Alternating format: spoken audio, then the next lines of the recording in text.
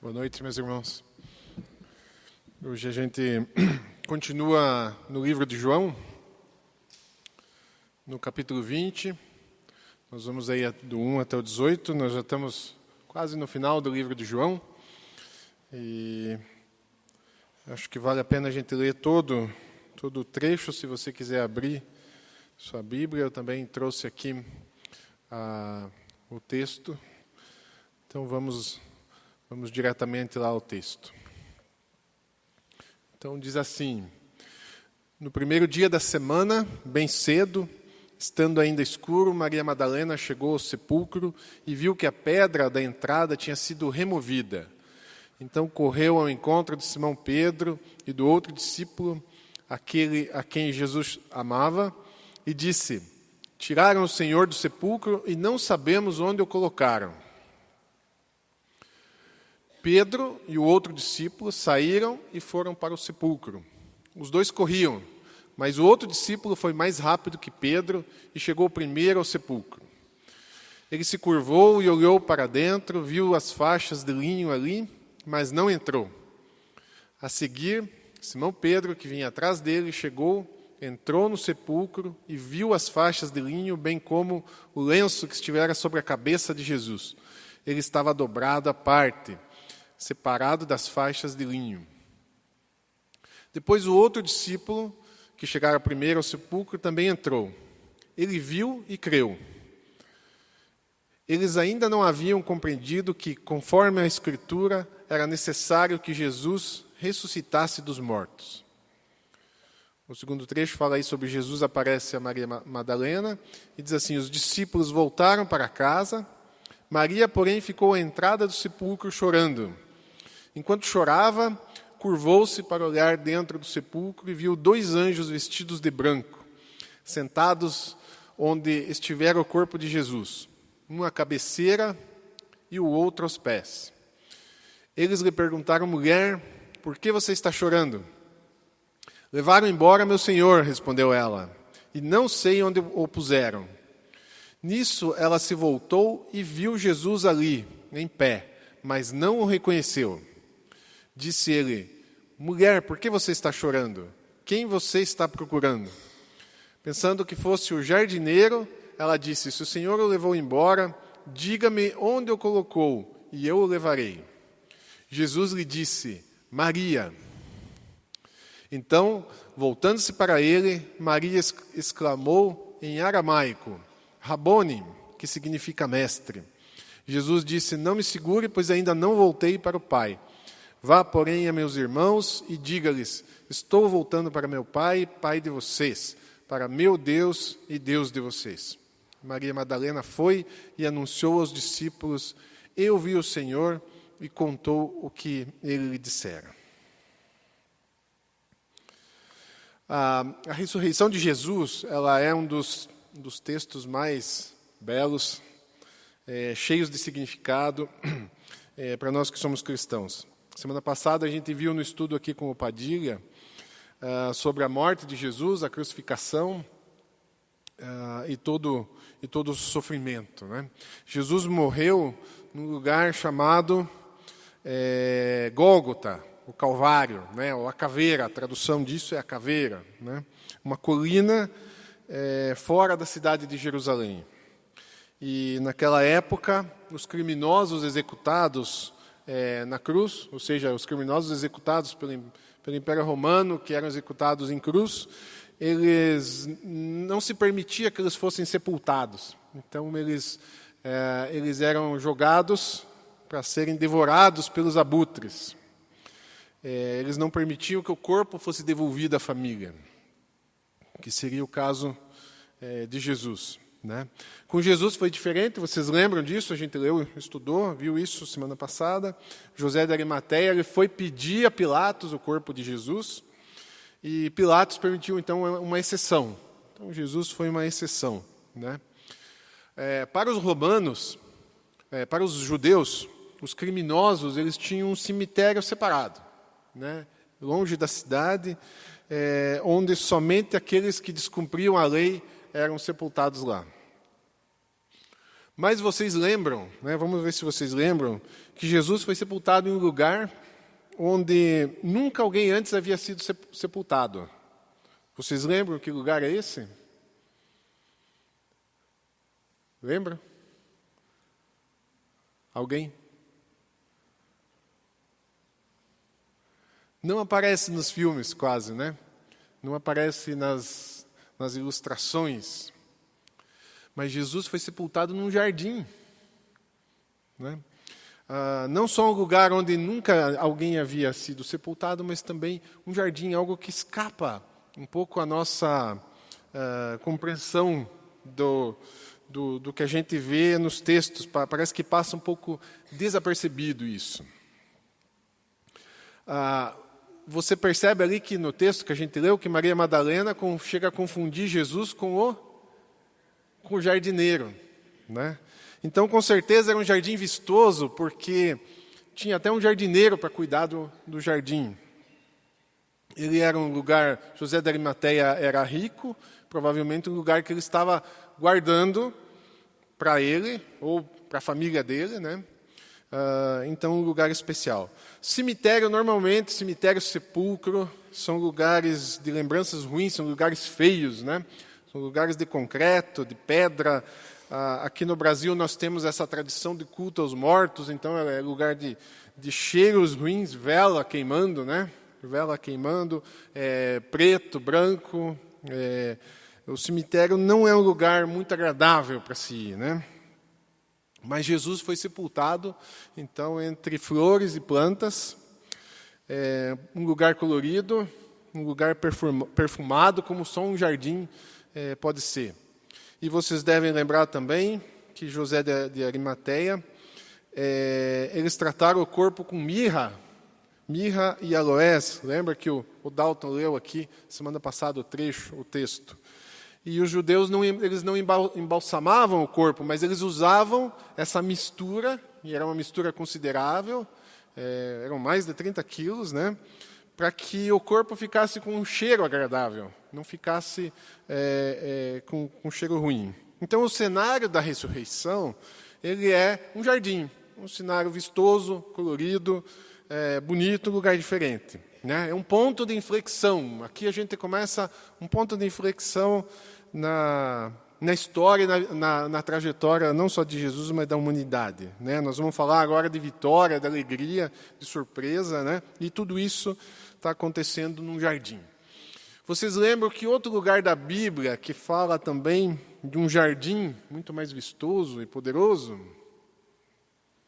Do Éden, né? O jardim do Éden. Então aqui a gente está de forma bem simbólica, mostrando, e a gente tem que lembrar que João está reescrevendo a história, né? Desde que nós começamos o João, ele está recontando a história, né? Todos os nossos estudos, desde o primeiro capítulo, João está recontando e reinterpretando a história. Então, aqui de novo, nós temos um novo jardim, onde, se no anterior o homem caiu, aqui o homem tem o seu resgate, né? Eu vou usar muito hoje 1 Coríntios 15, porque é um texto belíssimo. Se você tiver a oportunidade durante a semana, por favor, leia o capítulo inteiro de 1 Coríntios 15, vale muito a pena, e ele é bastante explicativo. Paulo é até bastante poético na forma como ele explica, como ele fala sobre a ressurreição, né? Mas, em 1 Coríntios 15, diz assim: visto que a morte veio por meio de um só homem, também a ressurreição dos mortos veio por meio de um só homem, né? E os dois aconteceram num jardim. Mas surge nesse texto um personagem que se destaca consideravelmente, né? Nesse texto aqui nós temos uma mulher chamada Maria Madalena. De todos os discípulos, seguidores de Jesus, eu acho que ela é provavelmente a mais polêmica de todos. E talvez a menos entendida. Mas Maria Madalena, ela participa ativamente de todos os eventos dessa última semana de Jesus. Ela está presente na crucificação, ela está presente no sepultamento de Jesus, a Bíblia diz. Ela está presente agora no terceiro dia, é domingo. Passou o domingo e ela está presente aqui, é domingo, quer dizer, e ainda não raiou o dia e Madalena já está ali de novo. Então, ela participa ativamente de todo esses momentos finais de Jesus. E vocês lembram, então, onde é que estão os homens? Onde estão os discípulos? Lembram? Onde estão os homens nesse momento? Os corajosos, machões. Se mandaram, né? Exceto João, né? A Bíblia não relata mais ninguém. Judas e Pedro, eles tinham traído Jesus. Os outros se esconderam, né? A Bíblia diz que na tarde desse mesmo dia aqui que nós estamos falando, Jesus aparece aos seus discípulos que estavam reunidos de portas trancadas. Fecharam com tudo que tinha cadeado possível lá, eles fecharam as portas. Com medo dos judeus. Essa palavra medo aparece, com medo dos judeus. Né? Uma semana depois, Jesus aparece de novo aos seus discípulos, né? E eles ainda estão de portas trancadas, né? Os machões. Então a gente vê aqui um grande contraste entre a coragem dessa mulher, que se expõe o tempo todo, que está lá, e o medo do restante dos discípulos, né? Então alguém ficou com Jesus o tempo todo. Durante o sofrimento, durante a morte, durante o sepultamento e durante a ressurreição. Alguém esteve lá, não se escondeu, não diminuiu o seu comprometimento, mesmo diante da violência, da morte e do medo. Né? E o nome dessa mulher é Maria Madalena. A ela foi dado o privilégio de ser a primeira pessoa que soube da ressurreição e viu Jesus. Então, ela foi a primeira pessoa que teve esse privilégio. Nós sabemos pouco sobre Maria Madalena. Né? A Bíblia não fala muito.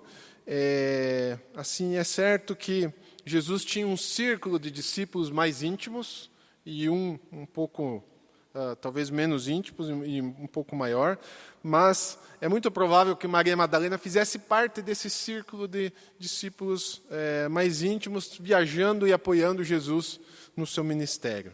Né? O que se sabe de concreto dela é que Jesus havia expulsado 7 demônios dela. E isso pode significar uma porção de coisas. Né? Pode significar enfermidades físicas, enfermidades mentais. Não dá para inferir muito bem o que quer dizer expulsar aí esses 7 demônios. Né? Fora isso, não se sabe mais muita coisa. Tem um evangelho apócrifo, chamado Evangelho de Maria Madalena, descoberto no século passado, e que foi usado pela igreja primitiva, mas por algum motivo não fez parte da Bíblia. Então, quem escolheu os livros da Bíblia resolveu não escolher o Evangelho de Maria Madalena, onde ela é apresentada como íntima de Jesus. Então, por que se criou tanta polêmica em função dessa mulher? Quando a gente vê os quadros, né? Quando a gente vê as pinturas, quando a gente vê os filmes, né?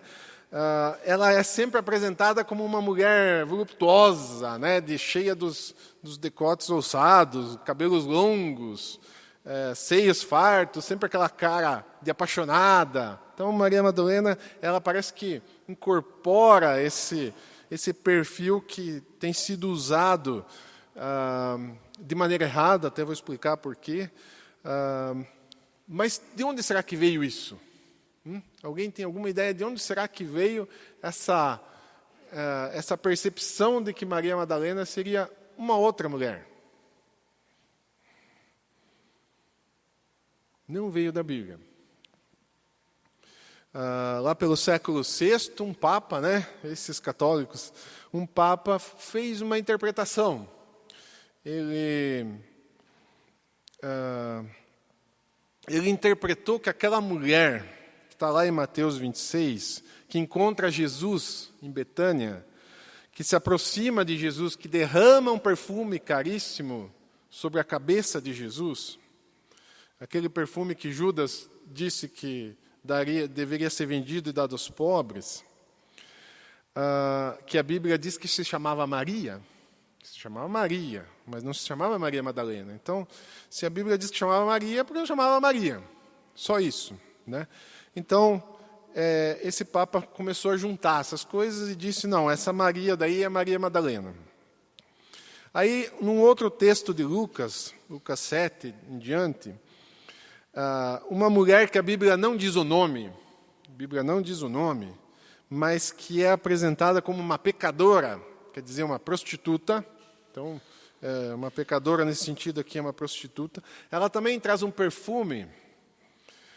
Ela abraça os pés de Jesus, ela lava os pés de Jesus com as suas lágrimas, e ela enxuga com os seus cabelos, assim, numa cena muito forte, e unge com perfume. Esse Papa também ligou isso com Maria Madalena, né? Então, ligou os pontos, os 7 demônios, a pecadora, a prostituta, a Maria, e aí juntou com Maria Madalena. Mas a Bíblia não diz nada disso, né? Então, isso é um mito, né? Digamos assim, um mito, não é uma verdade, é uma confusão que foi feita, e ficou isso na cabeça das pessoas, nos filmes, nos quadros, etc., daquele tempo para cá, né? Então, a gente precisa reabilitar aqui Maria Madalena. Precisamos reabilitar no sentido de que ela era uma discípula corajosa, ela era íntima de Jesus, ela era participativa, provavelmente atuando ali no mesmo nível dos discípulos homens, com uma certa liderança também, ao qual foi dado o privilégio de ser a primeira pessoa que viu Jesus ressurreto. E recebe também o privilégio de receber a ordem de compartilhar a boa nova, que diz assim: vá, porém, a meus irmãos e diga-lhes, estou voltando para meu Pai e Pai de vocês, para meu Deus e Deus de vocês.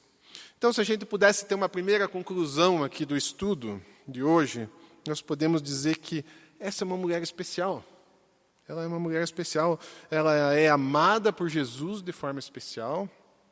Ela é uma mulher que fez diferença na igreja primitiva e na sua época.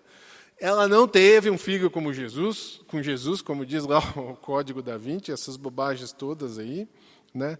E parece que para nós e para os homens, né, parece que um pouco impossível de que um homem e uma mulher tenham uma amizade verdadeira e profunda.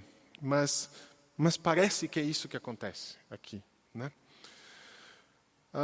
Então, é isso sobre essa mulher. Essa é a primeira parte que queria falar sobre Maria Madalena. Muito bem, mas vamos em frente e vamos então agora falar um pouco sobre a ressurreição propriamente dita. Tá? Por que a ressurreição tem valor para nós? Nós não vamos estudar aqui a ressurreição hoje como um fato histórico. Não é só isso que nos interessa. Não nos interessa só saber que Jesus ressuscitou, que foi em um jardim e que pessoas estiveram vendo isso. Por que a ressurreição é importante para nós que somos cristãos? Então vamos lá para 1 Coríntios 15. Vamos ler de novo. Paulo diz assim: se não há ressurreição dos mortos, nem Cristo ressuscitou. E se Cristo não ressuscitou, é inútil a nossa pregação, como também é inútil a fé que vocês têm. Se é somente para a vida que nós temos esperança em Cristo, somos de todos os homens os mais dignos de compaixão. Se os mortos não ressuscitam, comamos e bebamos, porque amanhã morreremos. Então eu pensei vários pedacinhos, não é 15, 21 ali, me desculpe, tá? Mas é vários pedacinhos do 1 Coríntios 15. O que Paulo está dizendo para nós, então, é que a ressurreição de Cristo define nossa vida após morte. E se Jesus não ressuscitou, então nós também não ressuscitaremos, né? E podemos nos considerar miseráveis, quer dizer que Cristo só serviu para essa vida. E só serviu para essa vida, então melhor aproveitar. Aproveite a vida até o fim, comamos e bebamos, amanhã vamos morrer. Essa era uma máxima que existia naquela época, né? Esse era um lema da época. Vamos aproveitar a vida, né? Aproveite a vida, aproveite o dia, faça tudo o que você quiser. Se não existe uma vida daqui para frente, então aproveite. Se você não acredita que existe uma vida após essa, e que essa vida realmente vale a pena, aproveite o que puder. É meio lógico isso, né? Então essa é a conclusão de Paulo, que a ressurreição de Cristo, ela tem significado para mim, tem significado para você. Mas vamos em frente, então. Aqui me chama a atenção um outro fato do texto que a gente leu, é de que Maria Madalena não reconhece Jesus logo que o vê. Ela nem mesmo reconhece os anjos ali, né? Os discípulos, parece que eles têm dificuldade de entender o que estava acontecendo. E ela confunde Jesus com o jardineiro, né? E ela só reconhece Jesus quando ele se dirige a ela pelo nome, né? Quando ele fala Maria, é que cai a ficha que aquilo ali era Jesus. Tem um outro trecho pós-ressurreição, que talvez a gente venha a ver nos outros capítulos, que Jesus anda com 2 discípulos por um longo trecho no caminho de Emaús, e eles não percebem que era Jesus.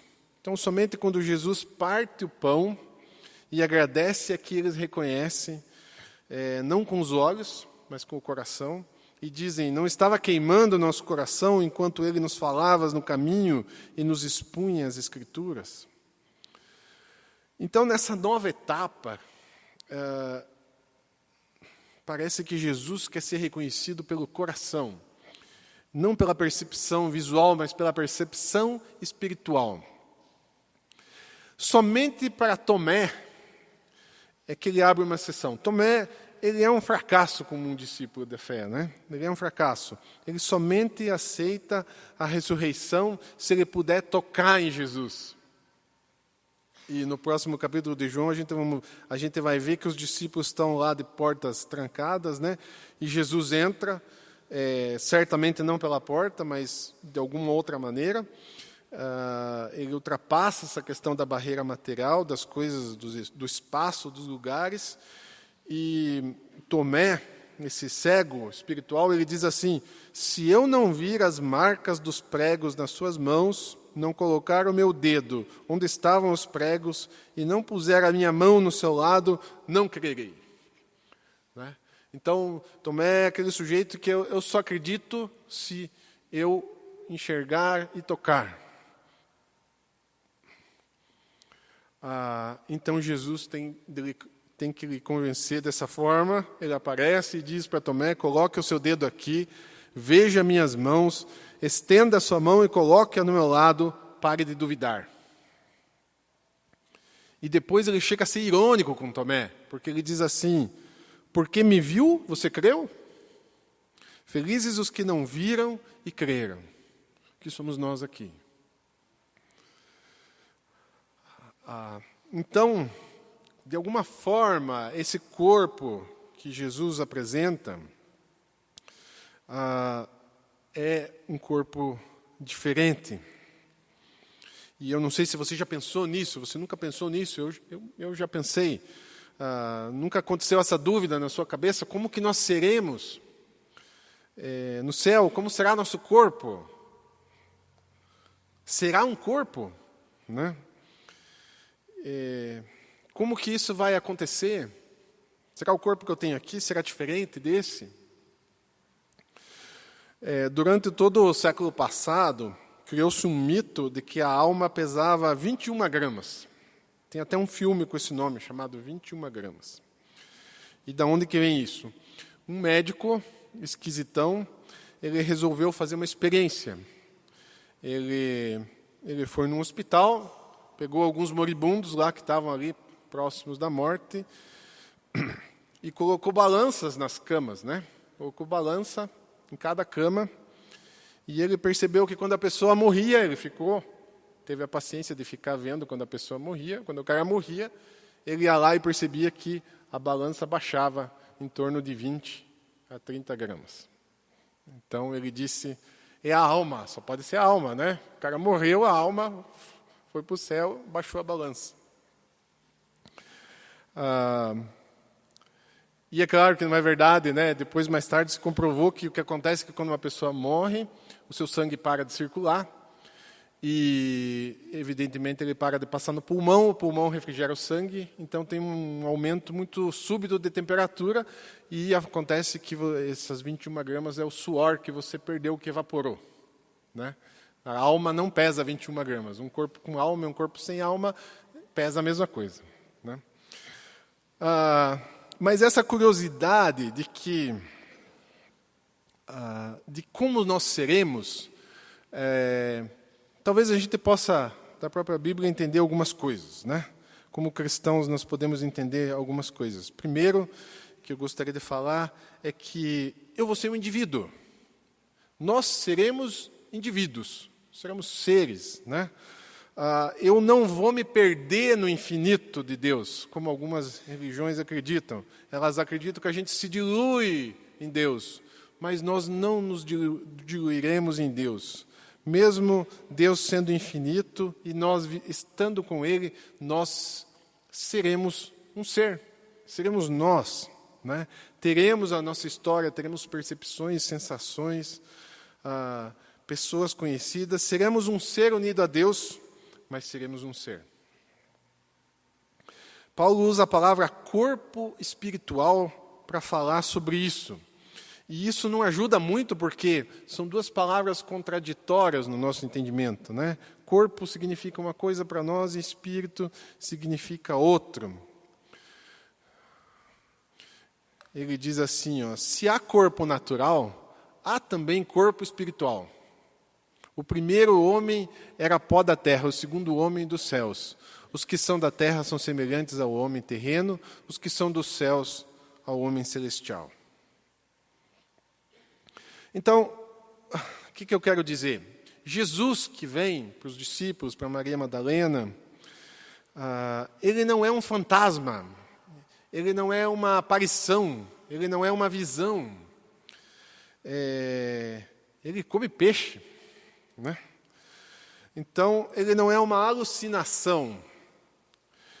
Ele é um corpo diferente do seu corpo, parecido com o seu corpo, né? Mas nós estamos falando de uma outra dimensão em que o corpo não tem os limites que nós temos hoje, não tem os limites de espaço, né? Os limites de tempo. E isso me faz pensar um pouquinho sobre a espiritualidade que nós temos hoje como cristãos, que é uma espiritualidade longe do corpo. Ela é muito mais voltada para o espírito. Parece que nós temos uma certa tendência ao desprezo pelo corpo.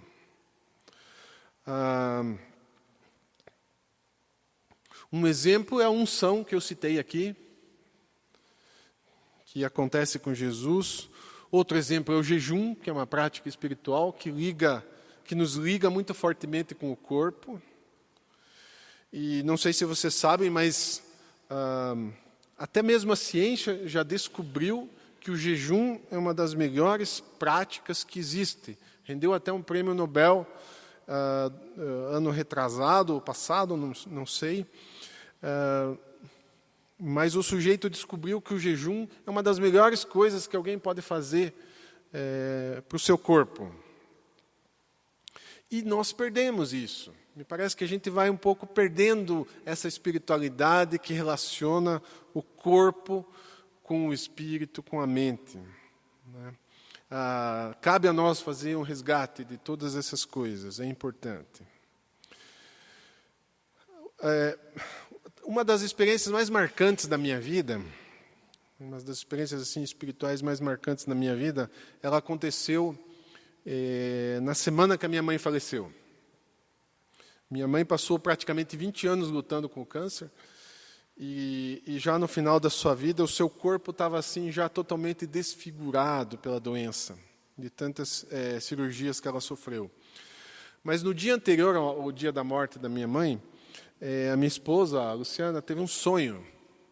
E ela sonhou que nós dois estávamos no hospital, à beira da cama da minha mãe, em pé. E, de repente, minha mãe levantou e falou assim, tocou o seu rosto, né, tocou o seu corpo e disse assim, finalmente eu estou curada. Né? Isso foi um sonho. E no dia seguinte, nós fomos visitar minha mãe, ela estava na UTI do hospital, e nós chegamos no exato momento em que ela estava morrendo. E é uma experiência muito forte, porque você começa a olhar aqueles monitores todos que estão ligados no corpo da pessoa, e você vai vendo os sinais vitais diminuírem, o batimento vai diminuindo 60, 50, 40, até que chega a 0. E foi tão forte assim para a gente que até as enfermeiras que estavam ali, elas se emocionaram, começaram a chorar. E é muito possível que talvez naquele momento ela tivesse acontecido isso, ela tivesse levantado e tivesse visto de que ela tinha recebido um corpo saudável. É nisso que a gente acredita. O nosso corpo, e acho que Paulo fala isso muito bem, ele diz assim, o corpo que é semeado é perecível e ressuscita imperecível. É semeado em desonra e ressuscita em glória. É semeado em fraqueza e ressuscita em poder. Então, esse corpo que vamos receber, que é como uma semente do nosso que existe aqui, ele será um corpo saudável, perfeito. Né? Não se preocupe, se você tem artrose, se você tem uma doença, você no céu não vai ter isso. Você não vai viver com essas coisas para sempre. E acho que não dá para ir mais longe que isso. Né? Não sei se a gente consegue avançar muito mais, falar sobre como vai ser o nosso corpo. A gente corre o risco aí de inferir coisas que talvez não sejam verdadeiras. Hoje a ciência tem estudado muito essas experiências de proximidade com a morte, fartamente registradas em todas as culturas, em todos os lugares, em todos os cantos do planeta. Talvez algo parecido com o que Paulo sofreu, quando disse que foi até o terceiro céu, lá naquela experiência, quando ele caiu do cavalo. Mas é algo que já sabemos, a própria ciência sabe que nosso corpo não somos só material, né? Que temos algo a mais, e que esse algo a mais podemos chamar aí de corpo espiritual. Então, meus irmãos, para terminar, como é que a gente vai ter acesso a essa vida espiritual eterna com um novo corpo e uma nova vida? Né? O velho tem que morrer para que o novo possa nascer. Eu gostaria, então, de mostrar 3 caminhos.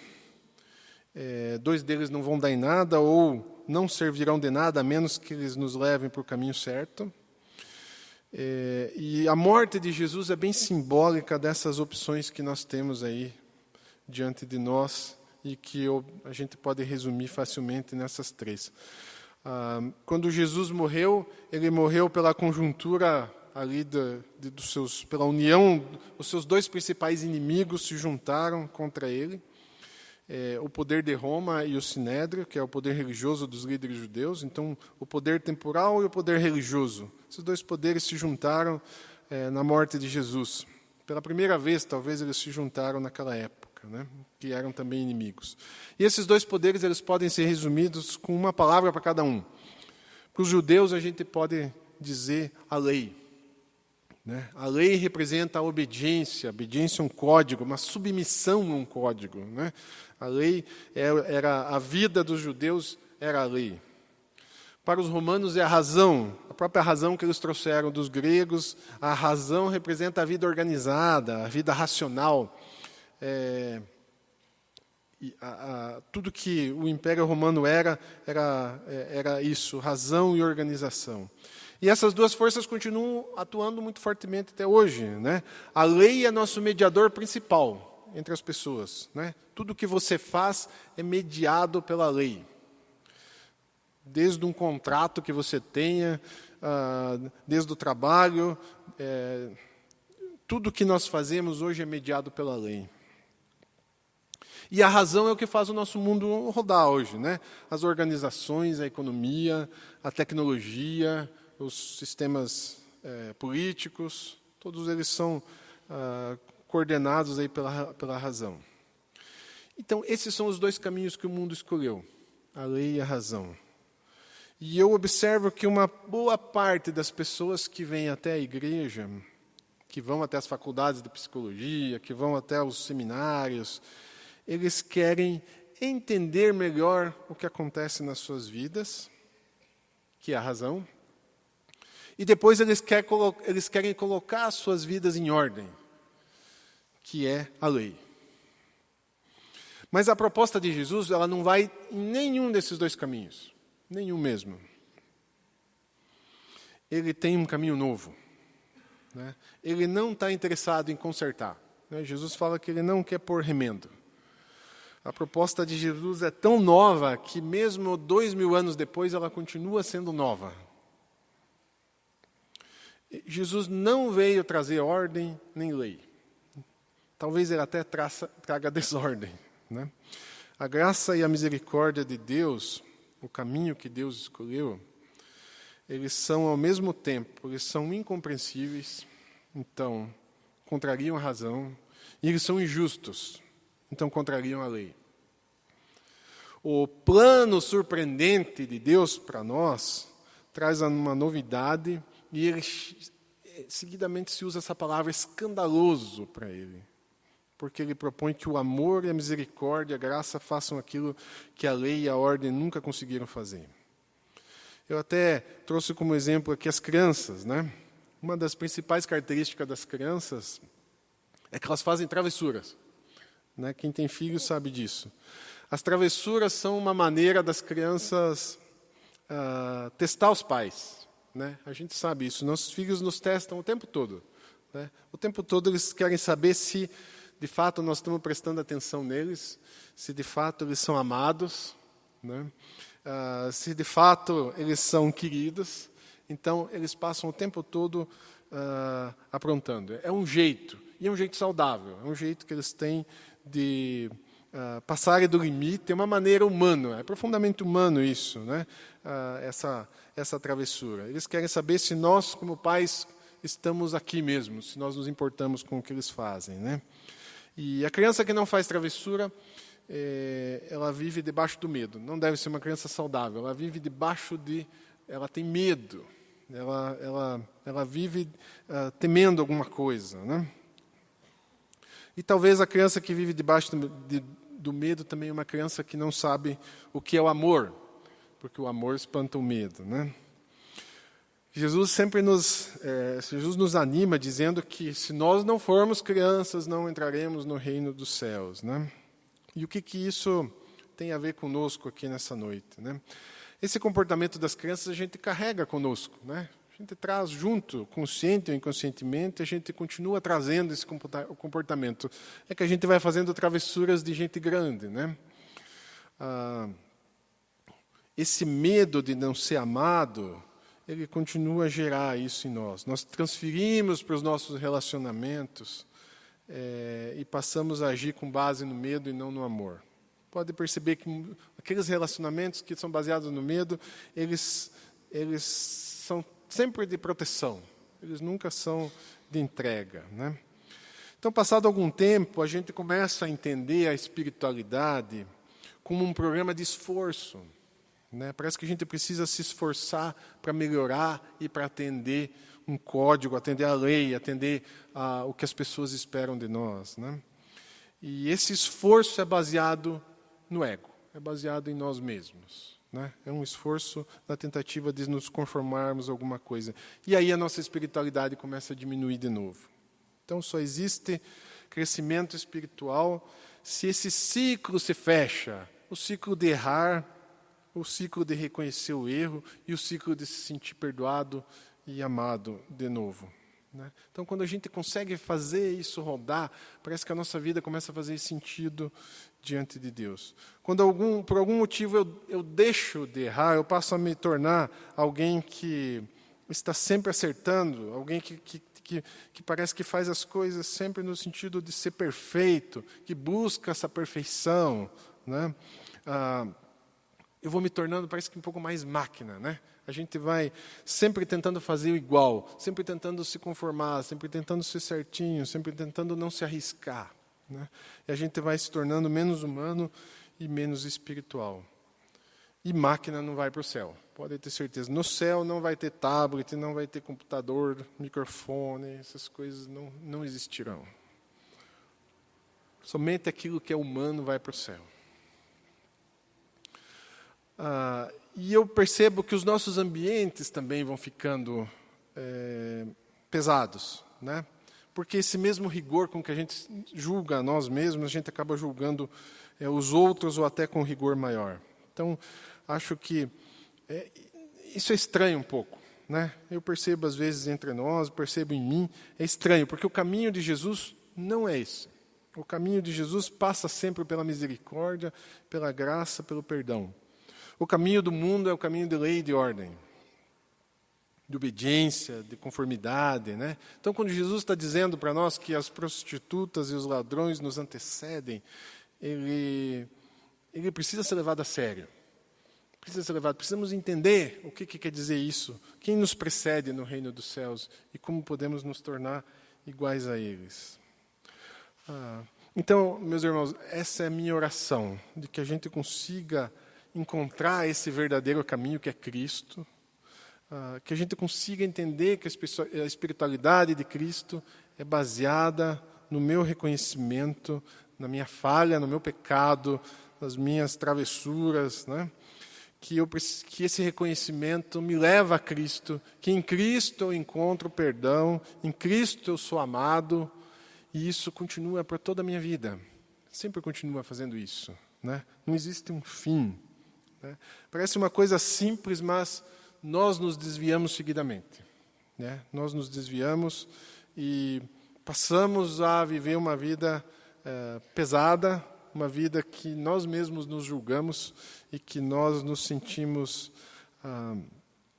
desconfortáveis. Então, a vida com Cristo é uma vida de profunda liberdade. Eu quero dizer que eu tenho a liberdade de errar, de pedir perdão e de ser perdoado e ser amado por Cristo.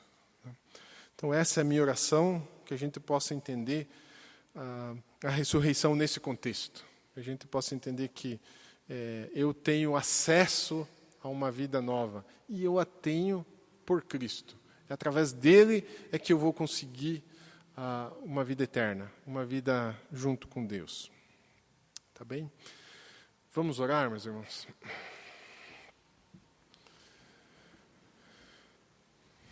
Pai querido, quero te pedir que nos ensine como viver uma vida de uma espiritualidade simples e fácil, como de uma criança, que nos ensine a encontrarmos em Ti o consolo, a misericórdia, a graça das nossas falhas. Nos ensine que somos também vistos como crianças, como filhos que são recebidos por Ti. Nos ensine isso, Senhor, que nossas vidas possam refletir essa liberdade e essa simplicidade, Pai. Eu te peço isso, Pai, em nome de Jesus. Amém.